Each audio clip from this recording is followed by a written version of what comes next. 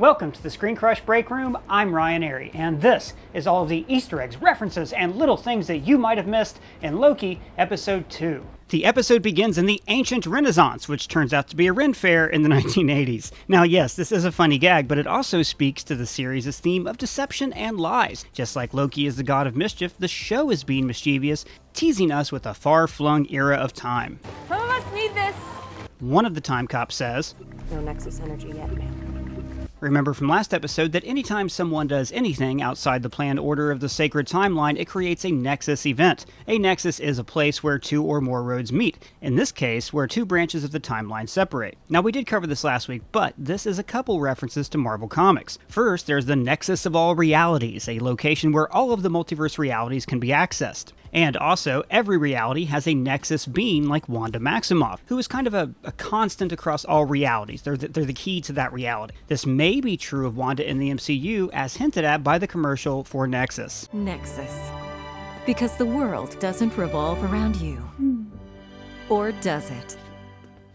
At the Ren Fair, I loved how everyone is drinking from red Solo cups, a prop used to generically imply beer drinking, but looks completely out of place in Renaissance-era England. This is again highlighting the lies and facsimile of the Renaissance Fair. Also makes me wonder if later on we're going to find out that the TVA is nothing but a similar lie and facsimile. Also, you might be wondering why Oshkosh, Wisconsin, because this is the hometown of Marvel Comics creator Mark Gruenwald, the basis for Mobius in the comics. The Minutemen find themselves in a jousting arena. Now, if you've never been to a Ren Fair, this is where they hold the big final battles that resolve all of the park's various storylines. And of course, the real world never had such clear-cut heroes and villains. And I don't think this show is going to have a clear-cut villain either. At least not yet. Now, the song playing in the tent is Holding Out for a Hero.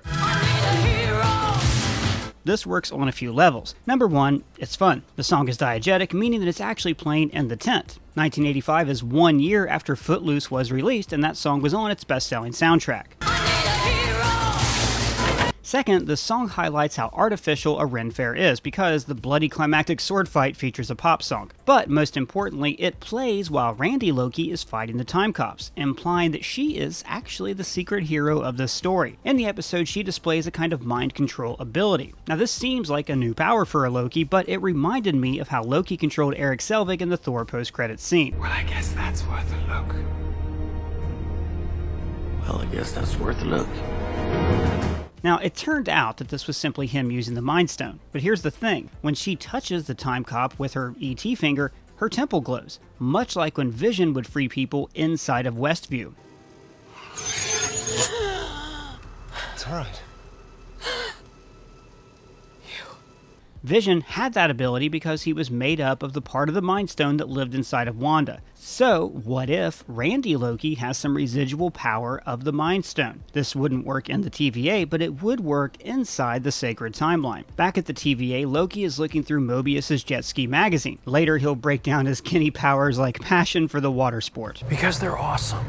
In the early 1990s, for a brief, shining moment, there was a beautiful union of form and function, which we call the jet ski. In particular, I love that Mobius has a passion for the early 90s, which explains his love of Joss DeCola, a pop that only existed from 1995 to 99. Personally, I would travel back in time to get an Arch Deluxe. How about you? Let me know in the comments. Miss Minutes is training Loki like a 3D version of the Microsoft Paperclip. Hey there, I see you're making an Easter egg video. Do you want help? No, leave us alone. I hate that thing. Loki has an interesting existential exchange with Miss Minutes. Are you recording or are you alive? Sort of both.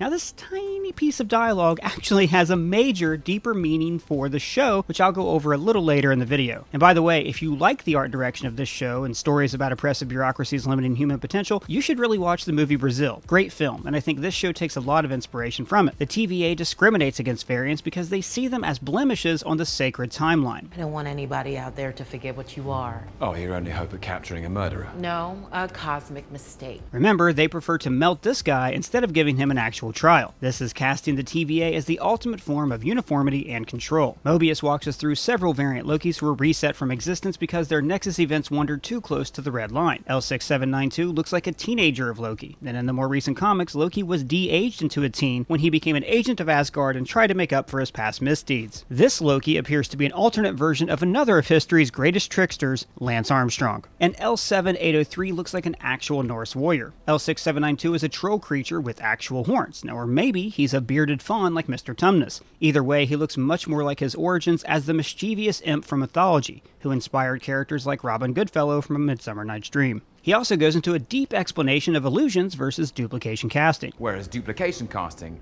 entails recreating an exact facsimile of one's own body in its present circumstance, which acts as a true holographic mirror of its molecular structure. So basically, when Loki makes his other Lokis, they are actual temporary versions of himself, much like the variants are other versions of Loki that have split off from the timeline. This explanation of duplication casting is definitely going to figure into the show somehow. Maybe the Loki variants were created through duplication casting, or maybe that was Randy's plan at the end of the episode. Now, if you're looking for a deeper meaning in all of this, the multiple Lokis are also indicative of him representing chaos and free will. Nothing has any consequence! Each Loki represents a choice that went against the plan for the sacred timeline. Every Loki, just by existing, is an agent of chaos. Anyone else think it's funny that Loki is now a criminal aiding authorities while masking his own intentions to escape, just like his dad, Hannibal Lecter?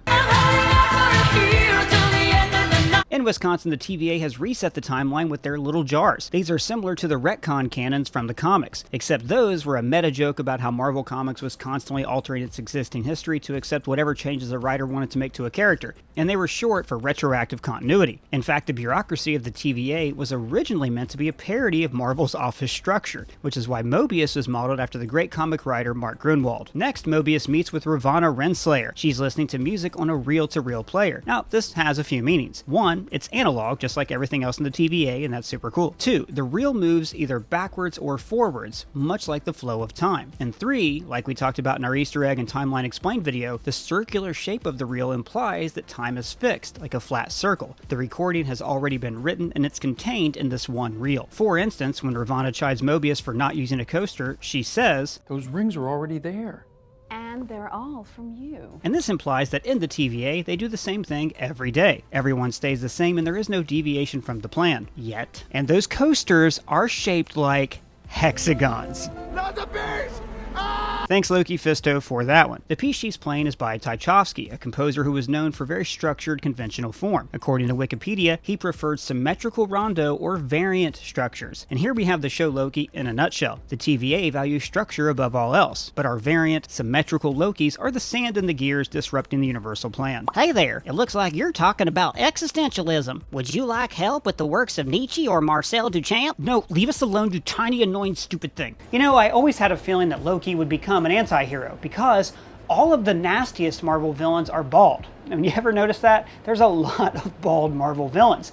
Although, Loki better watch out, he's starting to get the runways right here. Someone should really tell him that the best way to prevent hair loss is to start when you still have hair left. That's why I use Keeps, the sponsor of this week's video. There's actually a history of hair loss in my family, so when my hair started to thin, I didn't waste any time. So believe me, if your hair's starting to thin, don't put it off. Start using Keeps now. Treatments can take up to 4 to 6 months to see results, so it's important to act fast, and you'll need to start early and stick with it. The sooner you start using Keeps, the more hair you'll save. It's even proven to work on Asgardian scalps. Keeps has more 5-star reviews than any of its competitors, and hundreds of thousands of men trust Keeps for their hair loss prevention medication. So if you're noticing that you're losing your hair, do something about it. For a limited time, go to keeps.com/ScreenCrush or click the link in the description to receive 50% off your first order. Back to the Easter eggs. So now let's talk about the meeting with Ravonna Renslayer. In the comics, Ravonna was a princess from the 43rd century who was the paramour of the time-traveling villain Kang. For a brief amount of time, she even ruled Kang's city of Chronopolis, which appeared here in Ant-Man and the Wasp. Now, Kang himself is going to appear in Ant-Man and the Wasp 3, Quantum Mania, and he's going to be played by Jonathan Majors. In the comics, he's a villain from the distant future who time travels to the past to fight the Avengers and become a master of time. Now look, I didn't want to hop on the Kang theories just yet and make him into like the new Mephisto, but there are a lot of hints that he could pop up in this show or even be one of the timekeepers. For one, Jonathan Majors kind of looks like this middle timekeeper, even in the animation. Ravonna Renslayer always appears in the center beneath this timekeeper, and when we first meet her, she's framed inside of his lips. And this scene actually begins with a close-up of this statue to highlight his importance. Also, so far, Ravonna is the only person who actually speaks to the timekeepers that we know of. So let's just say that Kang is the man behind the curtain, controlling the TVA while posing as a space lizard. Into the behest of 3 space lizards. He would want to protect the sacred timeline because this is the one where he was born in the future and became master of the universe or the timeline or whatever. So Ravonna, his girlfriend, is covering for him. Like if we ever see the timekeepers behind that door where they're untwisting time like Mobius says, it'll just be Jonathan Majors like this. I wouldn't go in there for 20 minutes. Kang could even be this mysterious other analyst. I don't remember this. This must be from that analyst you keep on the side. Loki Fisto, who's killing it today, had an interesting thought about the Roosevelt High School pen. His theory is that this is an alternate version of the FDR pen that Tony gave Steve in Civil War. FDR signed a Lend-Lease bill with these in 1941. Another Kang clue is the pot of coffee in the credits, which Javi Style on Twitter pointed out to me says 800 BC, the year when Rama-Tut ruled Egypt. And in the comics, Rama-Tut was an earlier identity of Kang the Conqueror. Hey there, I see you're talking about Kang and Kodos from The Simpsons. Would you like some help? No, go away. I don't want help. Leave me alone. I also appreciate the production design of these hourglasses on Ravonna's door. Outside, Mobius says, I'll give you 2 options, and you can believe whichever one you want. And he tells him either he's using Loki or he feels bad for him because he still sees him as that little baby left outside to die. Remember, to Mobius, Loki's life happens in the blink of an eye, so he would see all things at once. He's both the trickster, an abandoned baby, and the hero who died redeemed. But also, the idea of 2 versions of the truth implies the existence of 2 realities. He has to choose which version of reality is more real to him. And this gets into the larger question of faith, which they talk about later on, so let's just skip ahead for a moment. You believe it's real. Yeah. So everything is written. Past, present, future. There's no such thing as free will. You can choose to believe in fatalism, that everything you ever do is pre-recorded, like a Miss Minutes video. This is the philosophy that TVA follows. Not unless the timekeepers decree it. And then it shall be so. Or you can choose to believe in free will, like Loki. You and I, here at the TVA, we're the only ones who are actually free. This is expressed in his visit to Pompeii. Nothing matters! Nothing has any consequence! Loki's philosophy is actually the same as the very definition of a variance. Chaotic alterations of a predetermined outcome. Exactly. Loki is always undermining the TVA's rules. This poster says no chit-chat in the cafeteria, and we see it just before Loki disrupts Mobius's mill with a very long monologue. Everything and everyone around you is destined for imminent destruction. And later, Loki has permanently altered the no-talking rule as he and Mobius just choose this formerly silent space to have their conversation. Just being around Loki has made Mobius subtly question the authority of the sacred timeline and wonder if choice is possible. Maybe he wants to mix it up. Sometimes you get tired of playing the same part. Is that possible? But Loki's philosophy of free will and chaos actually brings about change in the universe. In Norse mythology, his chaotic actions encouraged others to rise to the occasion, just like he brought the Avengers together. Nothing matters! Whereas Mobius argues for belief for the sake of creating order in your life, belief for the sake of belief. Existence is chaos. Nothing makes any sense, so we try to make some sense of it. Because it's nice to have someone else to give you a purpose to live, which is why he spins around Loki's most famous line. And I'm just lucky that the chaos I emerged into gave me all this. My own glorious purpose. In the comics, Mobius is a clone, the very definition of conformity. But in the show, he longs for the freedom of a jet ski. It'll be fun, though. Yeah. It'd be really fun. Guys, this show's going to end with Owen Wilson and Loki on a jet ski. Mark my words. Not a chance to get laid. My hands are tied, man.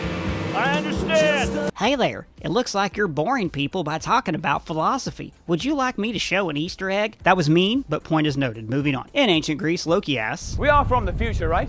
and the answer is no. They're from an area called the null time zone that exists outside of time, like a Jeremy Bearimy. I don't know what to tell you. That's the easiest way to describe it. And notice that unlike in the last episode, Loki speaks the language of the locals, symbolically showing that he is gaining more authority over his life. When Loki is reading about Ragnarok, I love the violin score that composer Natalie Holt inserted into the show's soundtrack.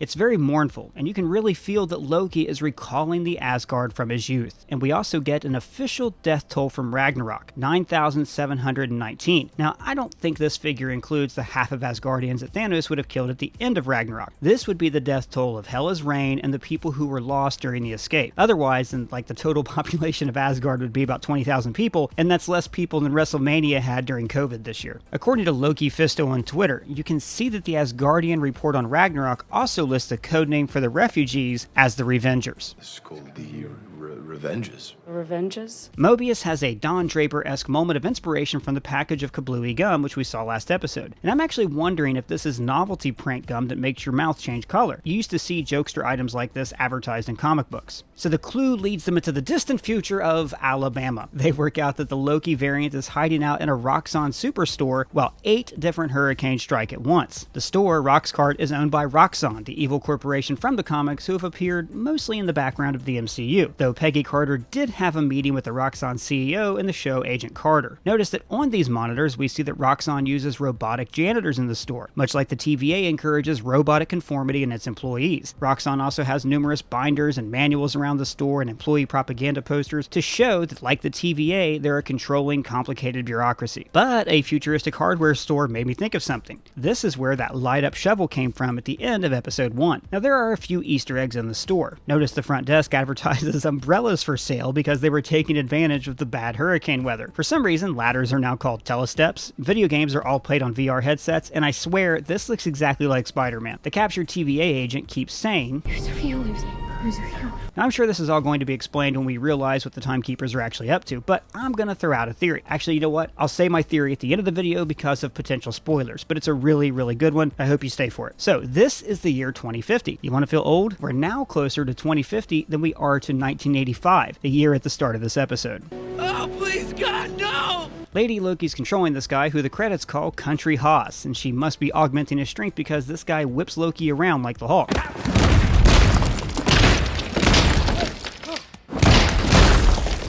At one point, he smashes the TV map of the town, foreshadowing its destruction. And then we get the major reveal that, as we predicted, the variant Loki is a woman. You're a woman. Yes, I hope that's not a problem. Her first line, This isn't about you. could be a callback to another egotistical sorcerer's wake-up call. It's not about you. The channel Heavy Spoilers pointed out that the Spanish credits called Lady Loki Sylvia, the name of the seductive Marvel villain, the Enchantress. This could also explain her mind control abilities. But as always, I think Heavy Spoilers is full of shit. She's wearing a horned headband like newer incarnations of Loki have worn in the comics. Now, in the comics, Loki was briefly a woman after Ragnarok when he inhabited a new body that was meant for Lady Sif. We shouldn't be surprised by this twist because the first episode even listed his gender as fluid. When her plan goes into motion, the emergency lights turn red to symbolize that we've now entered into hell. Appropriate, since in mythology, Loki was one cultural variation of the devil. And Doug had something to say about the robot dog, didn't you, Doug? Yes, Doug does not like the robot dog. People should not have dogs for robots. Please give me a treat. Yes, good boy. But you have to admit that this robot dog, simply obeying its programming, does lend itself to the show's central theme of free will versus fate, and the show ends with Loki showing his free will by running from the TVA. While across the sacred timeline, Nexus events pop up like Kang theories on YouTube. Now, we actually have a video coming out tomorrow that talks about Lady Loki's plan, so subscribe to check that one out. During the redlining, we see variant realities pop up all over the MCU. Now, there are a ton of Easter eggs here and lots of historical facts to dive into, and we've got a lot of theories about what all of these could mean that we're going to break down in another video, but I still wanted to list the Easter eggs for you here. There's Vormir in 2301, maybe when the Red Skull is freed. 2004 Asgard, maybe in another reality where Ragnarok comes early. New York 1947, when Steve stayed with Peggy. Planet Sakaar from Thor Ragnarok. Hala, home planet of the Kree. Xandar, around the time their 1,000-year war with the Kree began. Planet Ego, Titan in the 1980s, and the realms of Niflheim and Jotunheim. Now, like I said, we've got a ton of theories about what these locations mean that we'll break down in another video coming out soon. Subscribe for that one. Now, this item in the credits looks like a sling ring, but it's much larger. Maybe it was used by the variant of Loki that was an ogre. Now, I promised all of you a theory. Hey there, it looks like you're making an Easter egg video. Would you like to know an Easter egg you missed? Actually, yeah, that would be great. Sure thing. This person in the TVA watching the screen, that's your mom. Alright, I had that coming. Here's my theory. Everyone in the TVA except for Ravonna Renslayer is a variant, and the Timekeepers have wiped their minds. This is why the guard keeps saying, and Mobius was plucked from the 1990s, where he was a cool dude who owned a jet ski. Well, that's all the Easter eggs that I found, but if you found any, let me know in the comments below or at me on Twitter. And if it's your first time here, please subscribe. For ScreenCrush, I'm Ryan Arey.